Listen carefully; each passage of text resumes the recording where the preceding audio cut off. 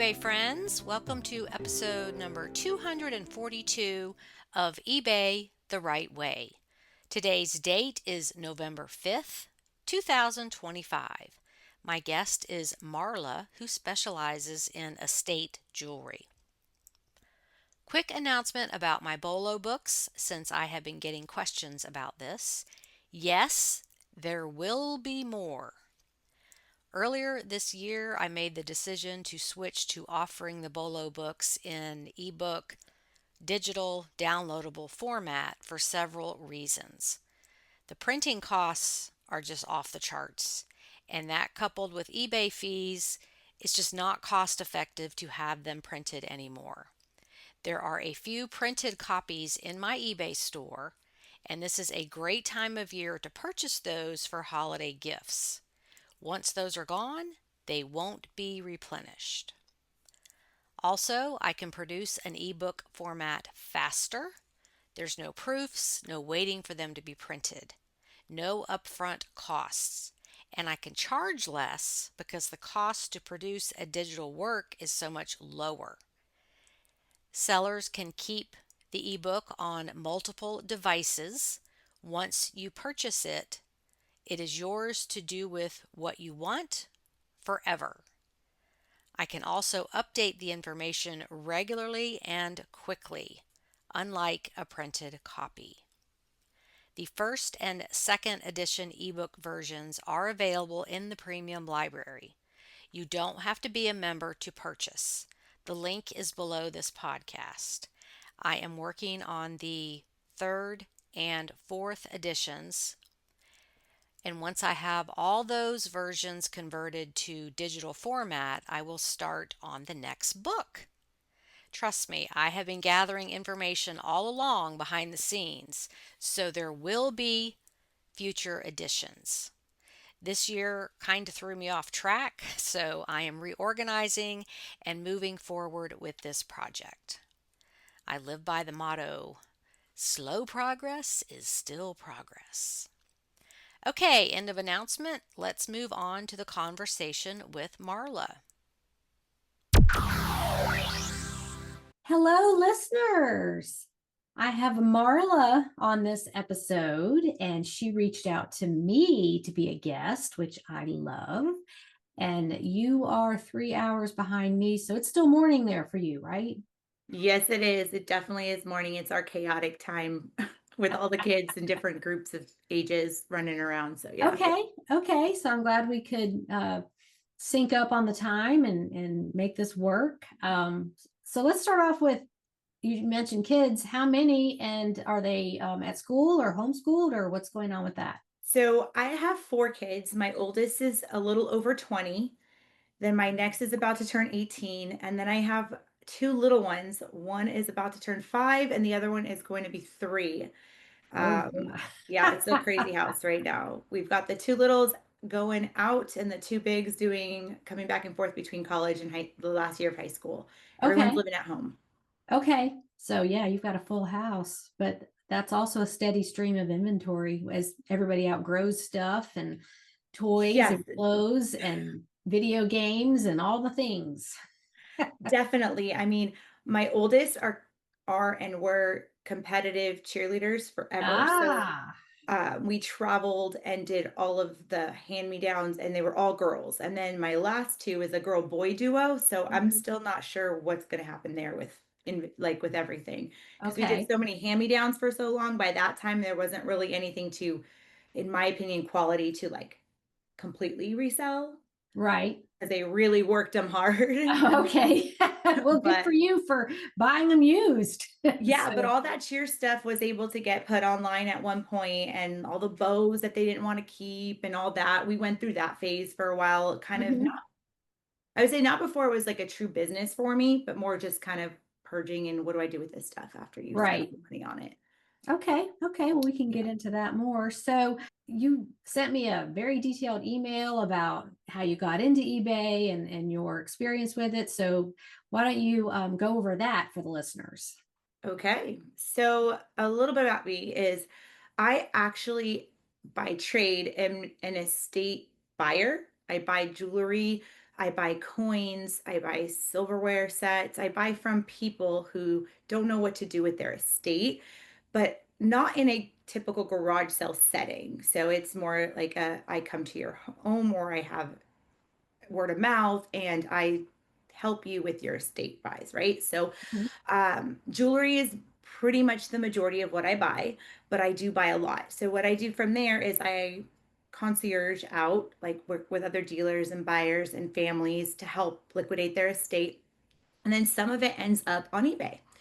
Quite frankly, I get too much of certain things, and I then have to find somewhere to put it after you've gotten rid of it. Right. And eBay becomes one of my avenues. And I wish I could do eBay more like permanently, I would say, but like more as my full-time part of the job, but it's really just a on again, off again portion of my job, if that makes sense. Okay. So what is your quote regular job? My regular job by title is an estate jewelry buyer and dealer. Okay. So I deal with jewelry, like high-end jewelry. Costume is not really my area, but I acquire it and then it usually ends up on eBay because there's a lot of wonderful like eBay costume collectors there. Right. Yeah, I also am, I guess, I manage an eBay store for somebody. Does that Okay. make That was my sense to next you? question. Is Yeah, this so your that's business or are you working for somebody I else? do both. So I Okay. actually for 10 years have managed an eBay store, top rated store, worked with eBay Seller Hub. They've reached out to us to work and pair with them over a training course. I don't know Mhm. if anyone's ever had that opportunity, but those emails that come from eBay, don't ignore them. Sometimes they lead to really cool opportunities like, Okay. hey, we've noticed you're a top rated seller or you're in this really cool category. We'd love to work with you. And we actually answered one of those emails and been like, is this real or is this not real? And it turned out that while I'm managing this store, I worked and trained with somebody getting some really cool back of the house like information, mostly based on my categories, which is like the jewelry, vintage, estate, watch, collectibles, coins. But that's a huge area of eBay, Hmm. and I thought it was really cool. So while I managed for this last 10 years this store, my husband and my friends and my family are like, why don't you just continue with yours, do your stuff Hmm. on the side? And I'm like, I'm so busy. But like everybody else, COVID hit, and we weren't sure how we wanted to manage that store. So we kind of pushed pause, and I was like, well, I'm going to start my stuff up. And it's very parallel to that. So Well, can you share what kinds of things they taught you or suggested during these special eBay meetings? I can go over a little bit about it. So for my category, they gave me some really cool insights of like how many photos I should aim for. Hmm. So when I click into eBay and I go to list something, I don't know if it's every category because I have been wondering why it's not consistent. But there's these little tiles that say like front, back, side. Do you get Right. that? Uh-huh. Okay. Yes, I So think that's on more and more products, just prompting you to put photos that eBay thinks buyers want to see. So when I was working with them, they hadn't had those little squares yet. So they were telling me try to aim for, I think it was like at one point it was like 7 to 8 photos per item, like as your like magic like number Hmm. because of my category. I think a different category was like try to aim for 6.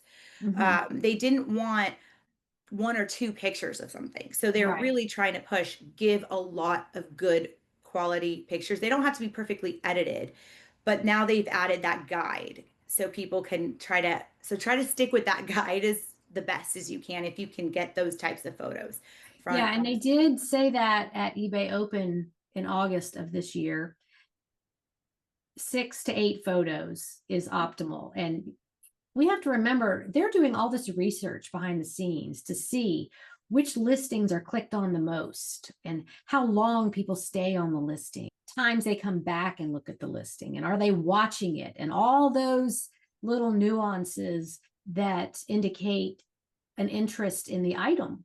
So I think it is important to listen to what they say. We don't have the capability of researching that. They get all that, as you say, back of the house information. So I love that you're talking about the number of photos, because it is important for SEO to have what they suggest. I agree. And I also asked them, like, does it matter if you use a video versus a photo?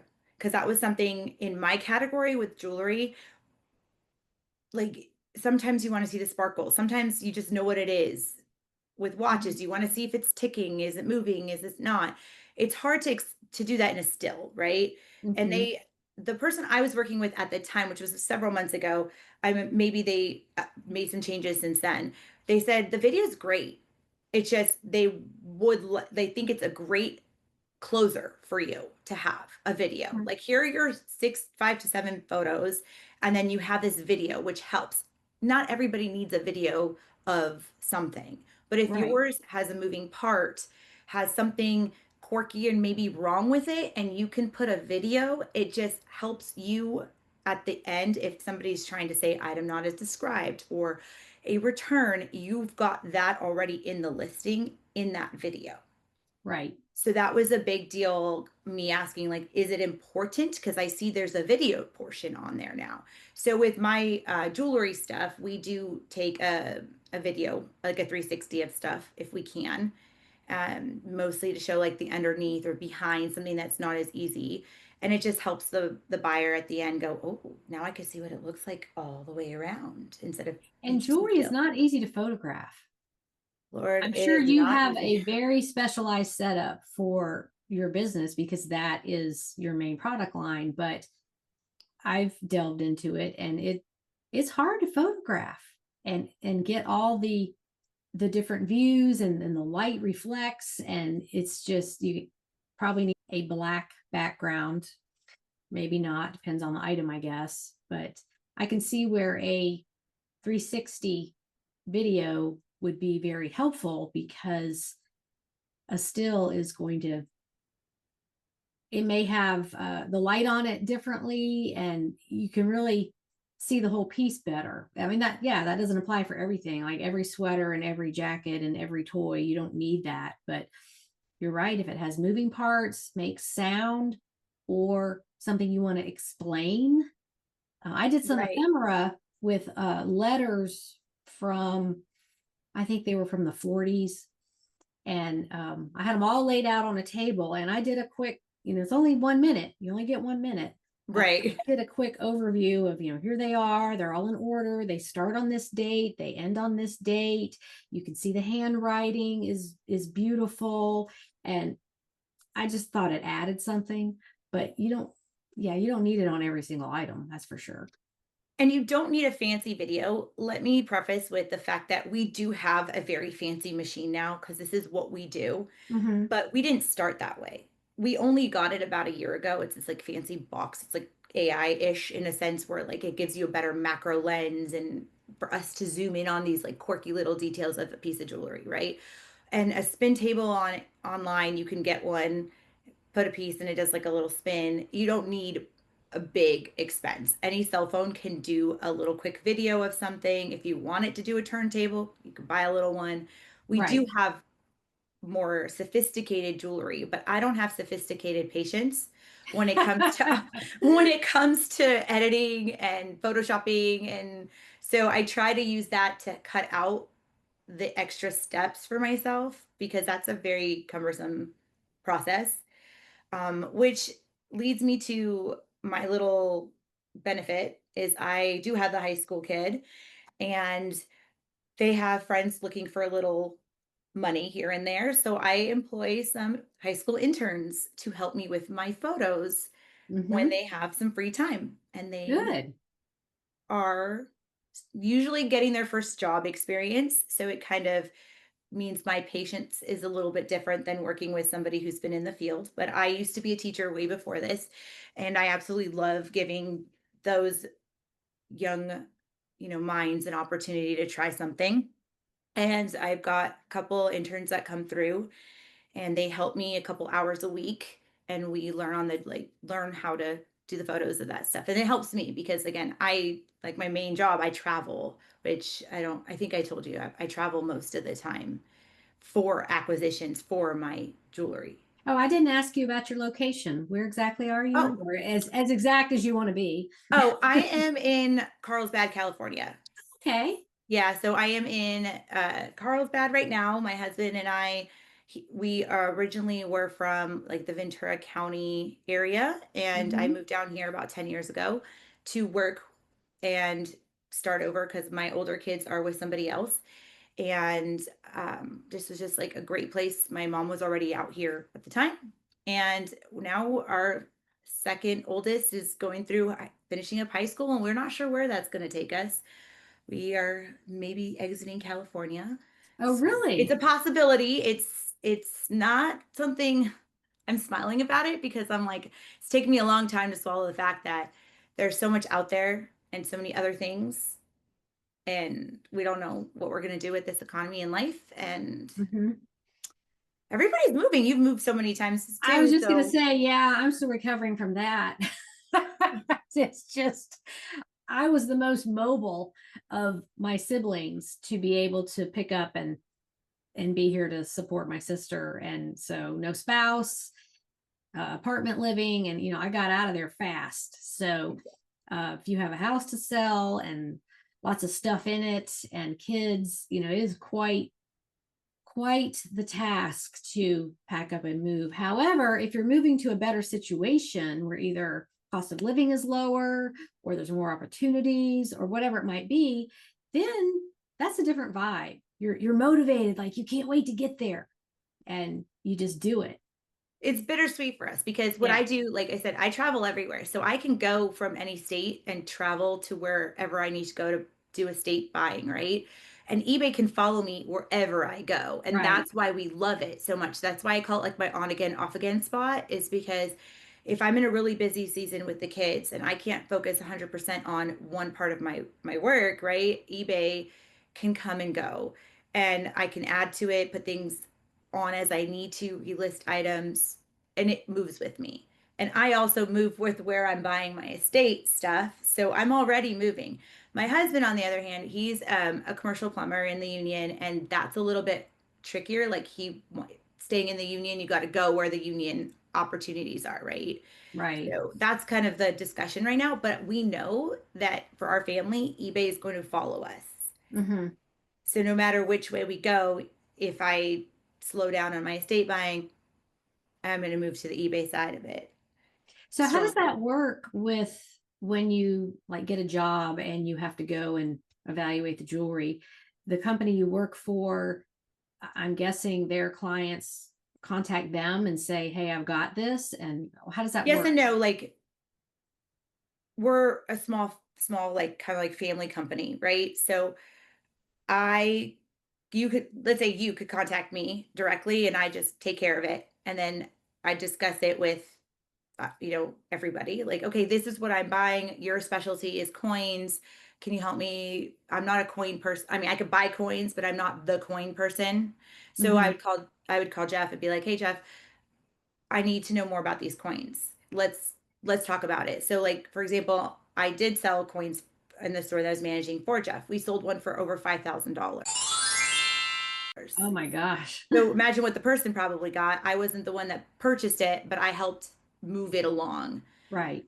to eBay. Actually, it is one of my eBays on that store. It was over $5,000, but it was graded. It already had information and it was helpful because that's what he does. I'm more on the jewelry side. So if I'd be getting the jewelry, they'd maybe lean more on me and ask me, like, hey, how do you think we want to do that? Um, So with such expensive items, are there hoops that the store owner has to jump through to be approved to do business at that level? so yeah, well, if you want to talk about for eBay's business, they will think you are doing something not so good. Okay, Hmm. so like we've gotten lots of stops in the beginning, and you have to have all of your, your actual business licenses, all of those things for the high level of what we're doing. I think it's not just with our like our commodities, but in general, if you're moving tons and tons of money on eBay, they're going to wonder, is this laundering? Is this legal? What's happening? So they do ask for all kinds of stuff. We've even had our, at the time when it was very linked with PayPal, we've even had our PayPal accounts frozen.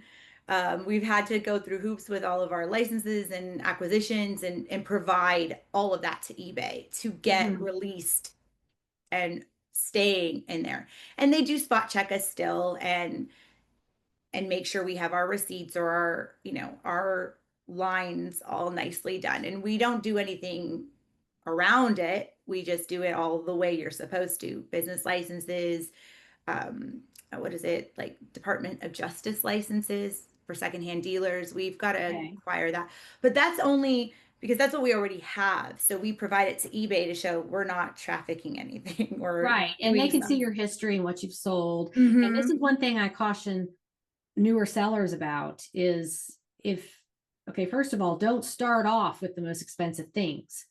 Start off with the lower dollar, low risk items, the non-fraudulent type items. Like don't do all the designer handbags and don't do the autographed things because when people get into eBay, they want to jump in with the most expensive stuff because they want to make money. I totally Hmm. understand that, but you have to ease into it and set a pattern of, yes, I ship on time, the customers are happy, the items are described correctly. And even if you have been a seller for a while, 2, 3, 5 years, and you normally sell things under $50, and then you jump in with an $8,000 coin, that's going to kick out. The algorithm's going to catch that, and your listing is going to be looked at because that's unusual for you, whoever that seller And is. they're going to freeze your account. They're going to Yeah, freeze it until they yeah, figure it out. And if you're waiting for that money to come in to feed your family and you triggered something, it can take 45 days, I think, for them to figure it out. It's not a quick thing.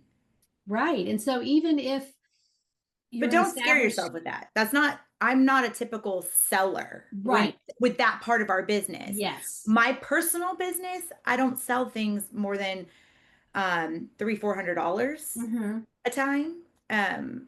Because I don't have the manpower and time to do two eBay stores Right, and travel. exactly. And So you got all these people in your house to take care of and and the I'm house to very take care blessed with I do have a babysitter who is what helps me because if I can't travel without her. So but still you're a household manager. yes. So there's a lot going on there. But the point I wanted to make to the listeners is when these super high dollar items come across your path, it might be wise to seek out someone like you who has a track record of selling very expensive items and pay you a commission or whatever it is and not have that on your account and not take the risk of the item kicking out and being examined. I mean, they put these expensive things under the microscope if it's not in your normal selling pattern. Yeah. You And we've agree? done that for some people. Like I have some friends who are like, "Hey, can you do this for me?" Because Uh-huh. I know if I'm going to put it on my store, I'm going to have a problem. It's going to get flagged and looked at, and a lot can happen. The listing can be pulled, which is the least of your worries. They can put your account, freeze your account for a certain number of days, or they can shut you down completely. It's it's happened to me in the past over dumb things that weren't really that expensive. It was just on the Vero list, or it was like I didn't know you couldn't sell that item, that type of thing. But when you're dealing with these very high dollar jewelry and coins, um, that scares me. And I've been doing this since 2003. I was like, nope. People ask me, and I'm like, nope, I'm not putting that on my account. Nope, nope. You got to find somebody else. Right. And I feel that when I was working with the concierge person, getting a chance to pick their brain about things like that, I also feel that that is part of what they do when they reach out to you is they also go through your listing habits, they vet how your quality of listings are. Uh, Mhm. if there's any they look at your store and they give you suggestions and improvements. And one of the things I was asking is like, is this normal to get calls like this? Like they're like, It is from small when they want to see somebody is a little smaller in their beginning of their store and they want to build them up and they see that their potential is there. Like they're listing, they're getting sales, they have all the hitting all those really good qualities, shipping on time, good, feedback to me doesn't count because nobody ever leaves feedback. Then they see you grow. And if you can get in on it when you're a smaller person in the eBay game, you'll get an opportunity to talk to like a real eBay person Mm-hmm. and I did like Zoom calls with them and we do like once a month and we would go through my store and make suggestions and do those kinds of things. But they also got to see that I had real stuff I was selling. Another Right. kind of eyes on your store if you're starting to trigger some questions. I don't know if that was official what they were doing, but I felt like, hey, you're seeing it in real time. You're seeing me list them, you're seeing it.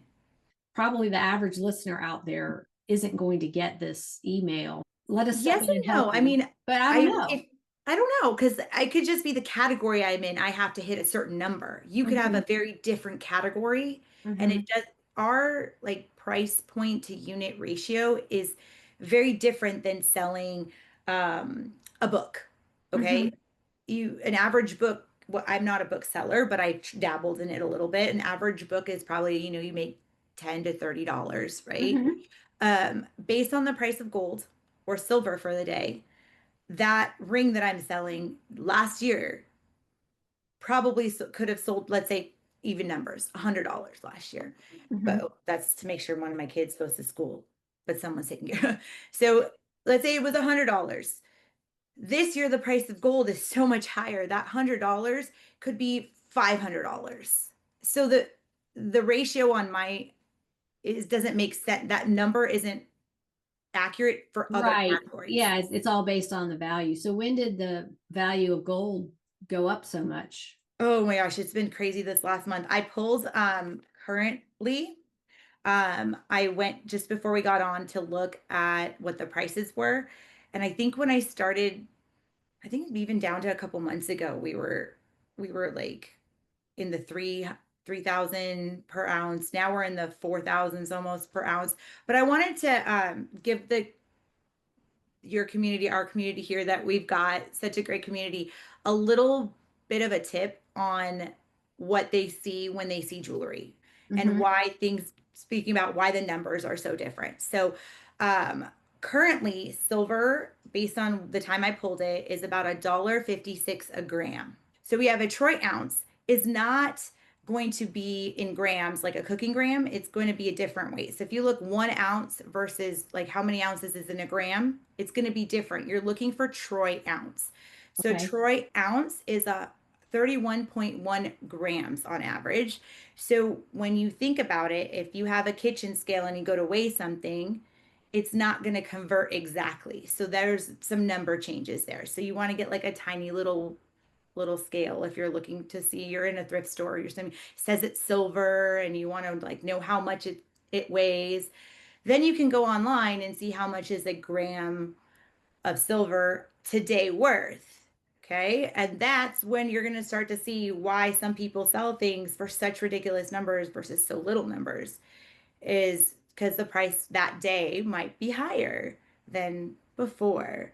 Why did it sell? Did that piece of jewelry sell 6 months ago for $50, but then you see today it sold for $70? Mm-hmm. It not might not be that it's more desirable. It just could be that the dealers and buyers on there know that there's the silver prices went up or Well, the do you gold. go back and reprice things when this happens, when the value goes Yeah. up? I go back and I have to reprice it. If there's a shift more than my margins that I want, I will go in and bulk edit and I'll use the Okay. percent change button and I'll add a Oh, percent change, do it in 2 seconds, and I'm out the door.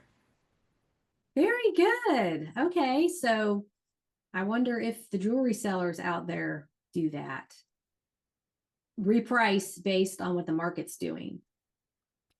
I mean, I would, if you're in the business side that I'm in, you're doing that, or you're Mm-hmm. doing the thought of let it go and see what happens Mm-hmm. and put things for Right. auction. I mean, I guess you could always price it high and have best offer and see where it goes. But that's Hmm. a very good point if you're in that market. And there's a lot of casual jewelry sellers. They may not have even thought of this. Oh, I should go back and reprice that. and maybe take the best offer off and just price it higher. It's possible. I just thought that a lot of people that I buy from go, "Well, I thought it was this heavy." And I said, "Did you use your kitchen scale? Were you looking at your chicken scale? Like these numbers are the same unit sounds, gram, ounce, but one's an ounce, one's a troy ounce." And so educating that if you're looking for your higher end pieces, Mm-hmm. it's something to think about with pricing. That's all it is. It doesn't mean Right. it there's collectors factors that are involved in pieces as well. But Mm-hmm. um I was looking at some of my sales going, "Oh, I only sold it for that. Oh yeah, silver was only worth X this time. That was good for that because it had a collector's entity to it. I made more than melting it in a Right. sense." So I know that gold is a very specific market. Do you have any commentary on what caused the price to go up recently? That is the one area I suck at. Why does things happen? So I in have to other always words, that's a hard no. I do not have the any hard information. no. Obviously, I could say that political climate has added to Uh-huh. it. The U.S. dollar strength. I think it's all of that. I am not a very good politic person. Like that's just not my area.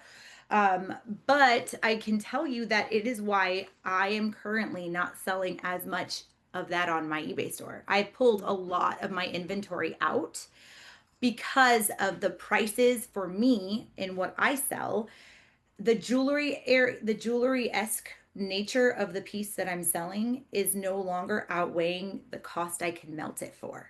I Okay. don't melt collector like antique like pieces. I'm talking about like basic. Right. The A, gold a, chains and the gold rings yeah, and it's not the family heirlooms and the no, beautiful no, no, no. We brooches don't and do all that. that. Not in any of my businesses. Like that's not what we do.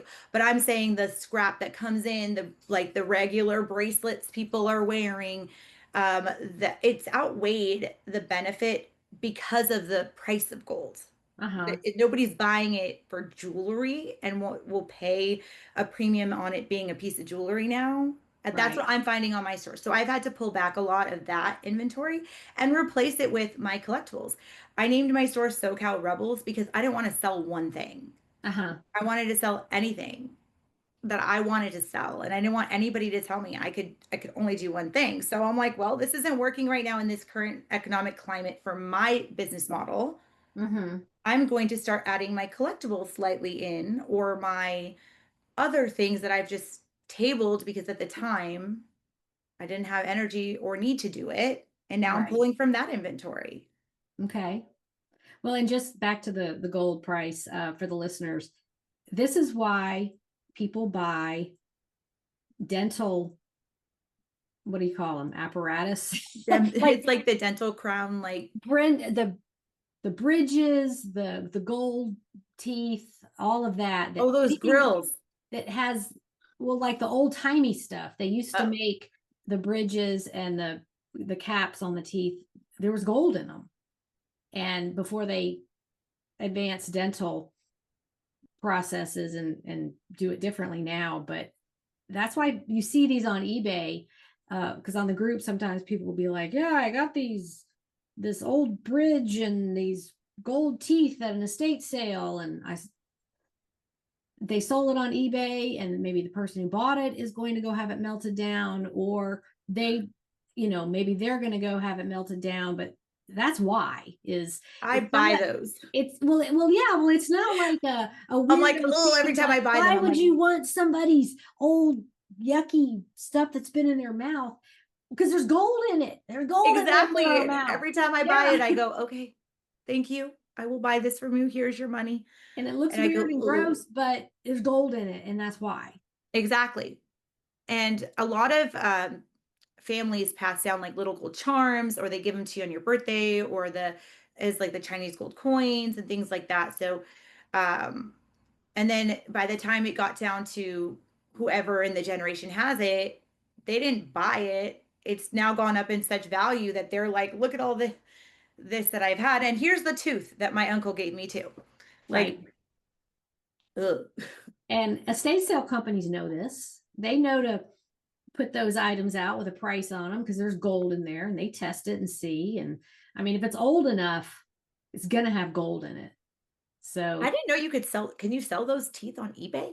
yes, I never absolutely. noticed. I never You can paid look attention up to that. old, vintage replacement gold tooth or the bridges or, all the different Oh, apparatus, I guess you call them, that they used to put gold in. So, yeah, you absolutely I can. didn't know you could sell that because I thought it was like part of a human body Well, situation. it would be under the medical and dental, and if it doesn't require a prescription, Fair, most of fair the time loophole. it's okay. Recheck that, but Yeah, fair loophole. I give it to yeah, it the there loophole right are, but there. I've seen that my entire career on eBay and just like really. I even put some of those in my books I write about, things to look for, like educating people that this sells. That's okay. I know. That always gives me the heebie-jeebies, but I get it. I get Maybe it. I need to do a book on the creepy side of eBay and all this I weirdo stuff, yeah, that would be cool. That'd be really fun to see. People just don't really somebody will buy that, they'll give you money. I'm like, yes, Yeah, I absolutely. buy it all the time, but I never once thought in my head it would go on eBay just because I thought coming from like your mouth, like Yeah, I that, mean, I I just guess thought you that can just drop it in some polydent and clean it up and fair. get the human germs off of it. But eBay is not for germaphobes. Oh, that's true. Nor is thrifting. Yeah, So exactly. So, okay, moving on from the gold teeth. Okay, so one thing I wanted to ask was what was maybe some of the higher selling items that you've dealt with doing okay. the jewelry? The coins, maybe not so much because that's such a specific market, but It is. And it helps when they're already graded. yes, So then you don't have to think, you just throw it on there and hope for the best. right. Um, so some things I wanted to talk about. So we've got this, I work with a lot of Native American jewelry. By chance, this last season, like maybe last couple quarters, I've had a lot more come through and Mhm. worked with it. And that's a lot of silver and turquoise. And I have sold a couple pieces in this era called Fred Harvey era. And one I sold for 247. Oh, It's a cuff bracelet. They have typically you'll see it with like thunderbirds or lightning bolts on them.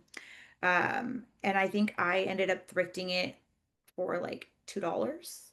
oh, excellent. So that was really cool for me.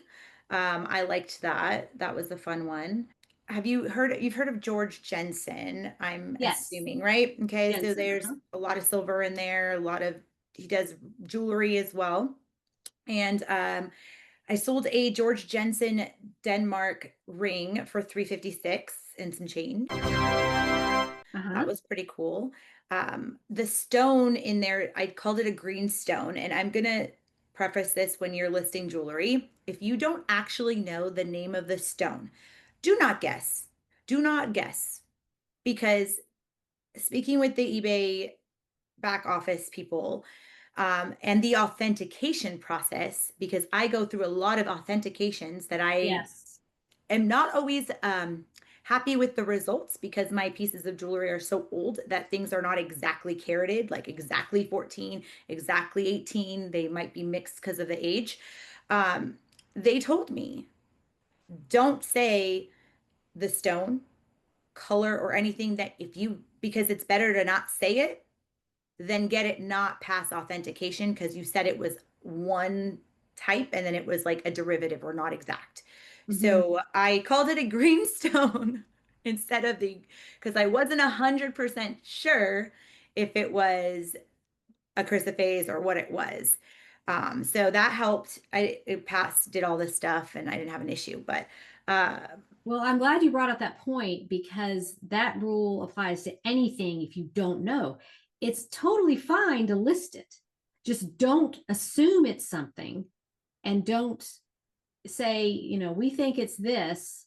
Just yeah, describe it, put your pictures, and let the buyer decide what they think it is. And and I maybe, do put in the yeah. body like I'm not sure what the name of this stone is. It is a green color. you're buying this with no, like, you got to decide yourself. Like, I'll try to Right. put some notes like that in there because I've had things come back because every other piece was correct, but one was it was, it was emerald, but it was a glass. So I should have wrote emerald colored glass, Mm-hmm. but I wrote green. I didn't write the whole, like, I didn't write the word glass. Okay. So I just don't, unless I know. So with that, if your users or friends and all of us over here want to have something, it's a little pricey, but this little guy here, it's called a Presidium Gem Tester I've 2. seen those. Yes. It's not exact, but it helps you navigate different parts of a spectrum.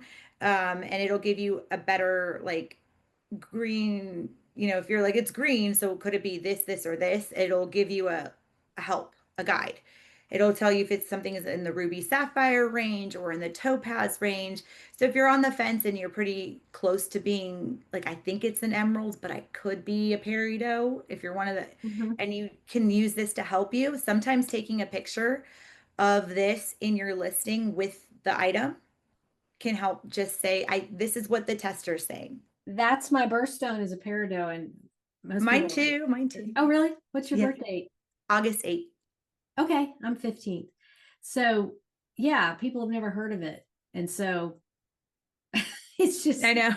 it's like a green stone. That's what it is, but not an emerald. Yeah, so So, I didn't even bother with that one when I sold it for 356. I was just like greenstone. I didn't want to have a problem. And the George Jensen followers and the people of that era, they know. uh-huh. They know what they're buying. But I don't have to worry about it passing anything through authentication or because I wasn't sure. So that was that one. So do you use a specific jewelry authenticator? eBay. Oh, just do it through eBay. Okay. That was eBay randomly selects some of my items based on prices. mhm. Sometimes guests, buyers can select that they want the item to be sent to authentication and pay a fee.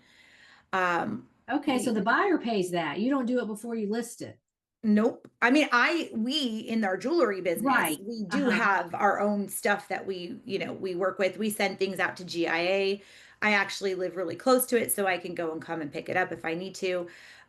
We can get things sorted that route. We have people Mhm. we work with who can do that. But as a average person, who doesn't have access to that in their normal daily routine like I do, eBay offers an authentication option, and I never had to do it prior. I've always just had it sent on and I don't even know what's going to happen until I go to ship it. It'll say, um, just for those of you, it'll say like Carlsbad, like the address and it wherever it goes to, because we're jewelry. So it'll go to that hub if we're on this Right. side of the coast. I don't know if there's a GIA a couple places Okay, so right. you ship it to the eBay authentication place and Mm-hmm. they handle it. And Okay. then they handle it and then they ship it out to the buyer once it's past the authentication process.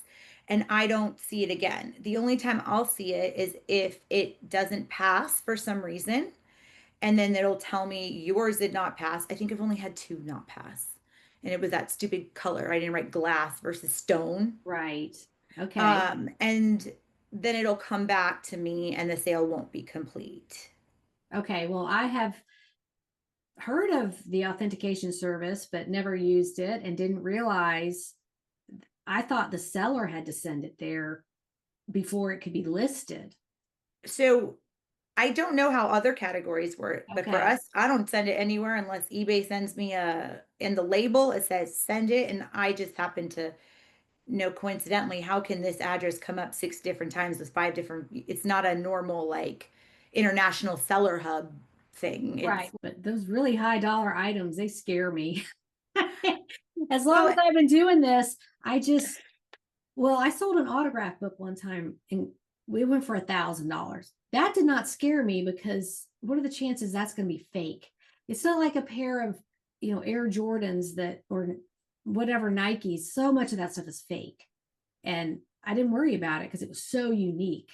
I just don't really gravitate towards the high dollar stuff because it is riskier unless you do it all the time. yeah. And with that being said, when I started on eBay, they didn't have that option. And you had so many people trying to pass things that were authentic as not authentic to get their money back or to like kind of do a switcheroo. Right. Not so much in my jewelry area, but I've had friends who sold sneakers or who've sold other things, and they stopped for a little bit because they were getting frustrated, and then the authentication came in, and for them they thought it was a better option. For me, it gets a little frustrating because of what I do. Are they're getting better. Based on talking with them in person, the authentication process is getting more thorough for the estate jewelry category because Mhm. things are so old, like I had mentioned, under carroting, meaning it it might be stamped 14, but it could be like 13 point something, and it would bounce back as Mhm. not 14 karat. Okay. So one heavy question I wanted to ask was about research. Mhm. I'm pretty sure you don't just use eBay when No. researching your prices. What sites for the listeners who might Yeah, not yeah, of know? course. What do you trust and what do you use? So I use eBay first because I want to see what this platform offers and what it Right. brings, right? So I'm going to do my little research on eBay. I'm going to do that. I do a lot of Google Lens to see what I'm thinking, if it's what the market is saying it is, like for SEO words to help my listings. But what I notice is that when I do that Google reverse search, I can then see where these websites are coming from and other auction houses, other businesses. There's a lot of private auctioneers, right, that host their own websites. And I'm trying to see what other places are getting for these same items. Uh-huh. And from there, I make those decisions. What I find to be a little harder is if you don't have memberships to all those like worth points and stuff. You don't really, in my opinion, need it that much because Google Lens does a lot of the filtering, and then you can see like on the corner, like it went for they're asking this much money, right? So that's one Right. way I like to go around it. I also, since I was talking about the Native American stuff, I'll go look at different Native American stores and see what their websites are selling these items for, just to Mhm. cross-reference and see where I'm at. So that's Okay. one thing. And then as far as research for like the fine jewelry in the auction houses, if I know the designer's name, let's say David Yurman, and there's a Mm-hmm. David Yurman piece, I'll go directly to David Yurman's website. I will see what he is selling it for. If he's selling this piece brand new for $5,000, and then I go to eBay and I'm like, well, not one person has bought this for $5,000. Right. That's not going to go up for $5,000. Right. I will usually go, okay, did it sell on another platform? And did it sell anywhere near his requested price for his stuff? Yes or no? So I kind of do that like circular going around others' places to Mm-hmm. check. And then I end up making my own like, what's the price of gold? What's the price of silver? Do I want to sell it? Do I think it's going to be worth more that route? And then I usually just go with my gut. Most of my stuff starts at $99 and I go fingers crossed, or they go as a buy it now and take an offer. And this might be too invasive, and if you don't want to answer, that's fine. So, as far as you working for this company and running their store, is this a commission-based job or like a salary job? So, because I work for the job normally and travel for them, I get a commission based on my travel. And I started off just salary for the store. My original position was only on their eBay store Okay. and processing well, and then I started going on the road. So that took away from how much I could do on the eBay store. And since we're really Right. small, we don't employ many people. So it kind of became, well, this current climate, it's better for me to be on the road than it is to focus on eBay. And then when I get back, we go on, off, on, off. So Okay. now it's commission based for me. Okay. I just do commission and I take like consignment pieces and sell them. Yeah, that makes sense if you're not working 100% of the time. Right, You get right. paid when you work kind of thing. Okay. Right. So I Good to and I know. do everything with it. So I don't just do the data entry, like I do all the descriptions, the photos. I completely manage it as if it's my own store. Hmm. So that's why when it's off, I can focus on my store a little bit heavier. And then when it's on, I kind of have to split my time. It's hard to do two Okay. stores. So when you're not working for this company, you are doing your own stuff on eBay. Mhm. And Yeah. I think that's a great skill to have. for the listeners, most resellers don't realize this is a skill. This isn't just like, oh, I'm retired and I flip stuff, or, I do this when my kids are at school. No, the average person has no clue how to sell things on eBay. And talk to your friends and ask them, talk to your family. They don't know. So this is a valuable skill. In fact, at one point, I put in my premium library in my school a sample resume of how to describe what you do on eBay. The shipping, you have that figured out. The marketing, understanding the platform, all of that is something that you learned. There's no school for it, there's no degree for it. You just figured it out. And so I wonder how many estate sale companies, or whatever the situation might be, I've gotten calls, people asking me to run their eBay store, and I'm like, I hardly have time to do my own. But one was a high-end clothing seller that had a boutique shop, and they wanted to start putting their stuff on eBay, and they were clueless. I probably could have named my price and done it. This is encouragement for the listeners. If you ever want to look for a job where you are doing eBay for someone, you have the skills to do it. It's like Dorothy and the ruby slippers. Like, you have had the power all along. You just didn't know it. I know that I didn't realize it was such a skill because so got onto eBay, I think it was 2004 because my oldest was born in 2005. Mm-hmm. So I think I had like a random item I wanted to sell and I'd heard about it and I got a screen name and I did it, but I didn't really do anything with it for a while. And over the years, I would just kind of play around with trying to sell one random thing here and there. And over time, it just became, family and industry and connections. And it's like, hey, do you want to help me with this while I'm traveling? And I'm like, I guess I've sold stuff before. And it's like this is a business. Like Mm-hmm. I just thought it was me getting rid of some little tchotchke stuff that they had in my house. I'm like, I never thought of this as a business Right. mindset until I was approached with it as an avenue to offset other things that they didn't move in a normal market for them. And I'm Mm-hmm. like, okay. So it started off as like a per piece. I got paid per listing. And then when it became significant that I was going to be needing to do this more, it just turned into a salary based job.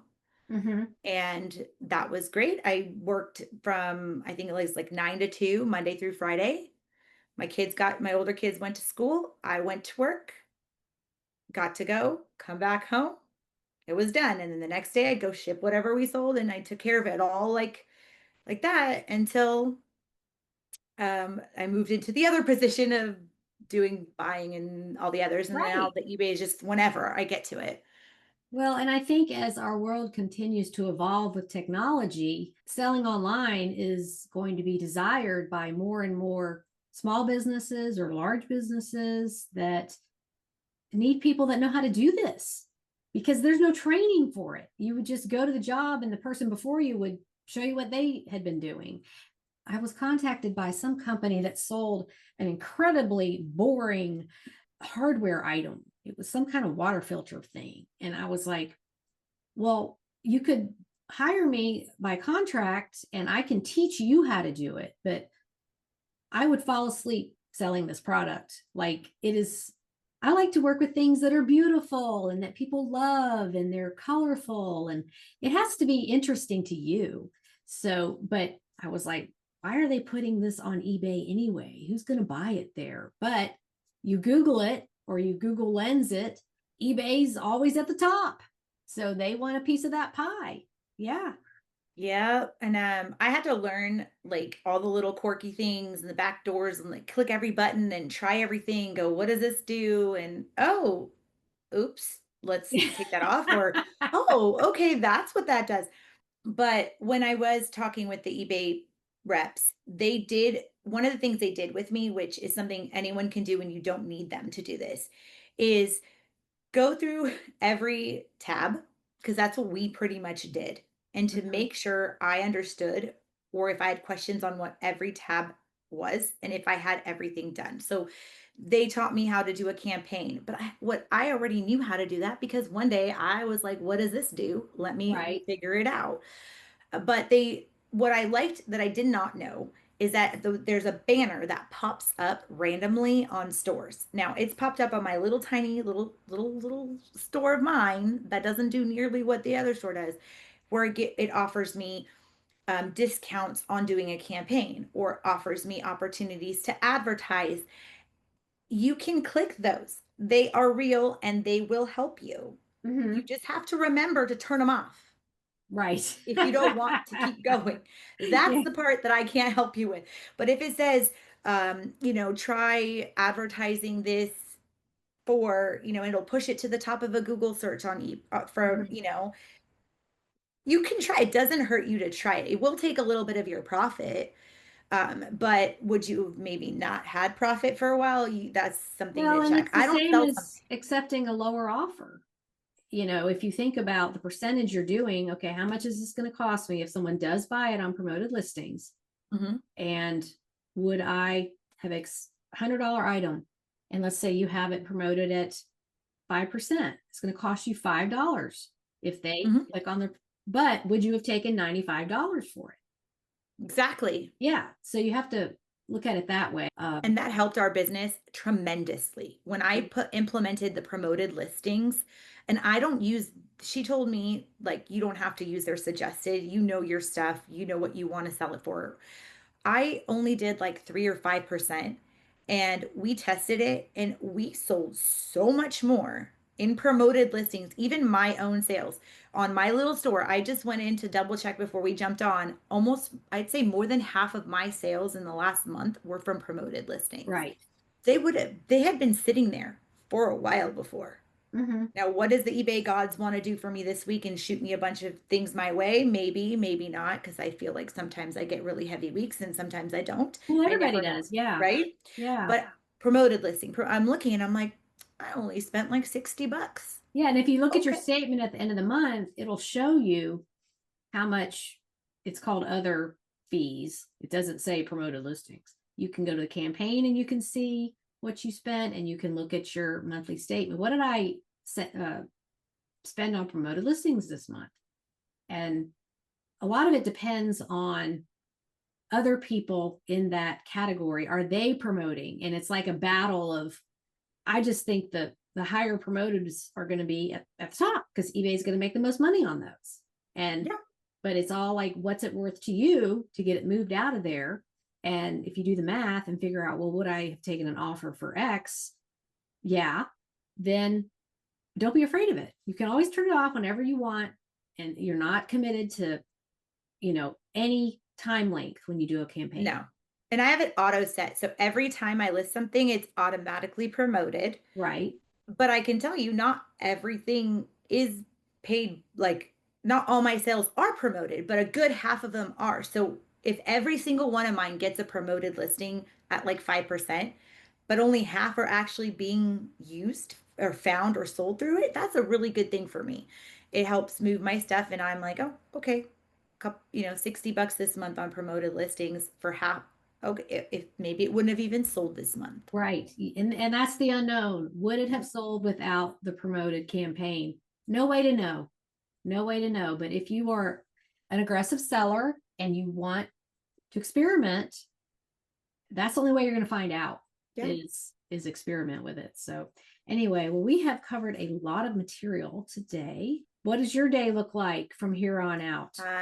Well, I am going to set up an intern today to teach them how to work on some of my photographs because we've been Okay. working on some of that. So I'm going to get about 2 hours of intern time while I go in and do my shipping for both work. And then I'm gonna hang out with my kids when they get out of school. Tonight, my senior has a senior dinner for her cheer. She's a senior cheerleader, and it's a mother, daughter, dad dinner, family dinner. So we're gonna get ready, get all dolled up for that, and have some time with one kid, one, and do a little. Okay. Well, I have to ask you, since you said, how do you pay your helpers? Is it hourly or by the item or what? Okay, so with my interns, some of them need work experience. So I help them put it onto their resume, and Ah, that's not much paid labor, right? I'm like, okay, you work with me for, 50 hours throughout your school year, or your, semester. You come on your free time, and then I'll help you with oh, and like. so you just say it's an internship, so it helps them on their resume. That's Hmm. a And then wonderful sometimes I idea. pay them per unit. If they are going to be with me longer, like it's not Uh-huh. like a temporary thing. I usually pay them per item they photograph. Uh-huh. But if I have to have them go back and fix it, they don't get paid. So, Right. it's like you're doing it now, but if you go too fast, you gotta go back and fix it. Yeah, I get this question all the time. If I want to help her, how do I pay them? And don't ever pay them by the hour No, because you don't. pay them by the piece and Yes. you figure out what's fair. So, and how fast are they working and how many mistakes are they making that either you or they have to go back and correct. But yeah, I had somebody come take photos for me. I tried to leverage that and I just couldn't get anybody to do it to my satisfaction. I'm struggling with that, but again, I um, remind myself they're high but school kids learning. yeah, you pay them by the piece and they can work as slow as they want. They can take as many breaks as they want, or they can hit it hard and get that stuff done and make $20 an hour. Then, it's all up to the person. And I'm really flexible because I work from home during that time. So Right. they come in, they're usually kids that are connected to my kids somehow. It's not like I would never Right. have a random kid come in, their parent expect them to come into my home to a stranger's house to them and sit Mhm. there. I wouldn't want my kid going there, right? So it's usually connected to my circle. So my kid knows somebody from school, or it's my friend's niece or nephew coming in, Right. and then they're getting some job experience. I'm getting some help. I And love how you approach that. That's excellent. so Okay, yeah. well, I will not take any more of your time. You have a busy day ahead. So thanks again for reaching out and Mhm. sharing all of your jewelry and other knowledge. It was Yeah, great to I meet you appreciate it. too. Thank you. Okay, have a good day. You too. Bye, guys. Bye. And Marla mentioned the eBay Authenticity Program. I have never used it, but let me give you the details just so you'll know.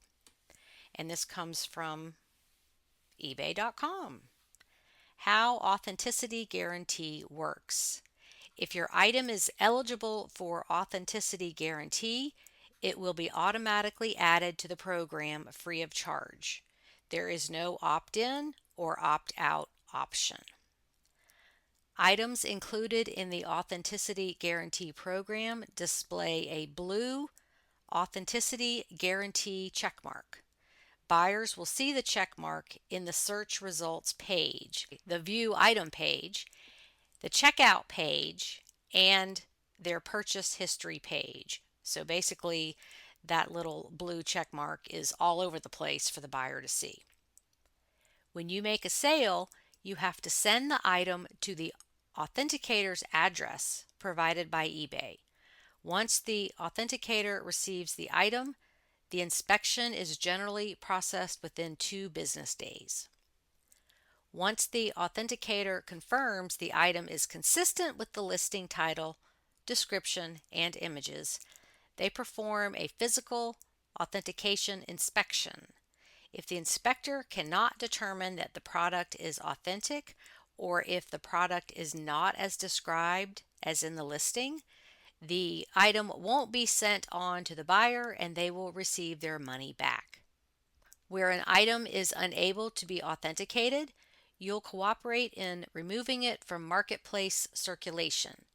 If the item passes inspection, it will be shipped to the buyer with 2-day secure delivery. If the item passes inspection and is a trading card, it will be shipped to the buyer with 4-day secure delivery. Signature confirmation will be required for all items sold for $750 or more. So, yeah, that was a lot of dry and boring information, but just know that the authenticity guarantee program is there. And if you ever have any questions, just Google that. It'll take you right to eBay's page and you'll understand how it works. And I've never used it because I just don't sell high dollar items that need to be authenticated. So I've just never had that experience. Okay, next week my guest is Jason, who popped up on Facebook Reels.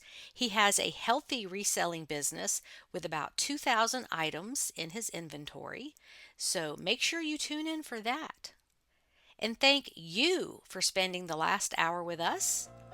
And make it a great week on eBay. Bye, everybody.